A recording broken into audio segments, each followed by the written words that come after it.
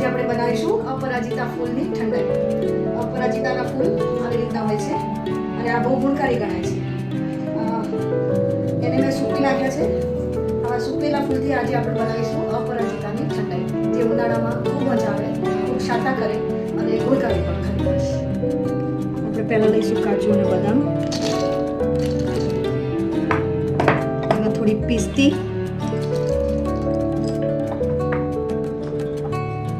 એકાદ ચમચી જેટલી વરિયાળી,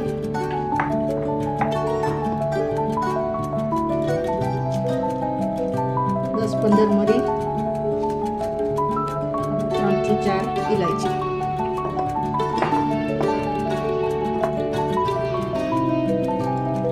મગજતરીના બી 1 ચમચી થી 1.5 ચમચી સુધી લઈ શકાય. ગુલાબ પાંદડી,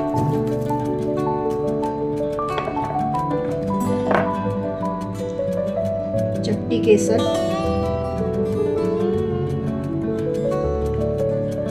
બીજી રીતે ચપટી જાવંત્રી અને થોડી ખસખસ.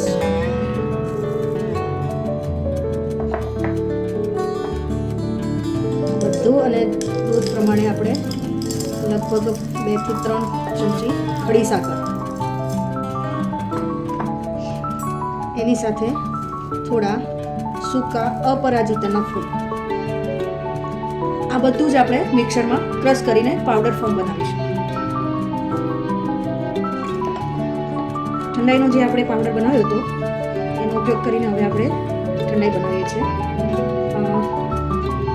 2 ચમચા જેટલો આ ઠંડાઈ પાવડર દૂધમાં મિક્સ કરીએ.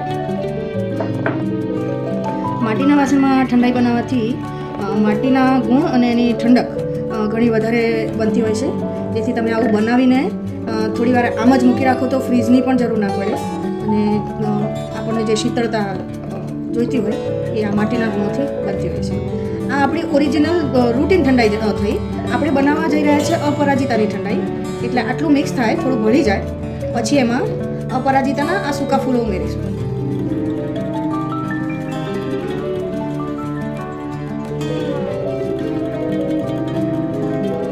આને પણ આપણે થોડું મિક્સ કરી અને થોડીક વાર માટે રહેવા દઈશું.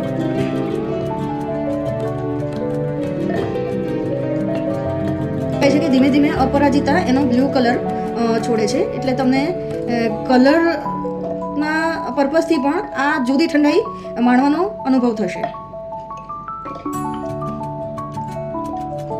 5-10 મિનિટ તમે આવી રીતે મૂકી રાખશો તો એનો કલર અંદર ભળી જશે દૂધમાં. પછી આપણે એને સર્વ કરીશું. ઠંડાઈને સર્વ કરતી વખતે આપણે પહેલાં એમાં અપરાજિતાના આઈસ ક્યુબ ઉમેર્યા છે અને હવે તૈયાર થયેલી ઠંડાઈને પોર કરીશું.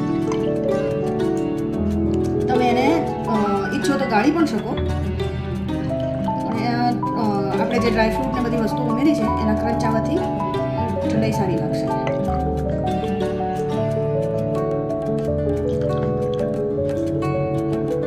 આપણે 2 કપ દૂધ લીધું છે.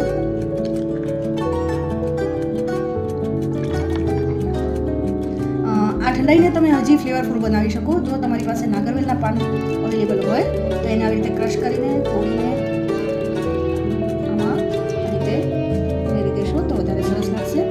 અને હજી વધુ ગાર્નિશિંગ કરું છું આ તાજા અપરાજિતાના ફૂલથી. તૈયાર છે આપણી અપરાજિતાની બ્લુ ઠંડાઈ, જે આખા ઉનાળામાં તમે એન્જોય કરજો.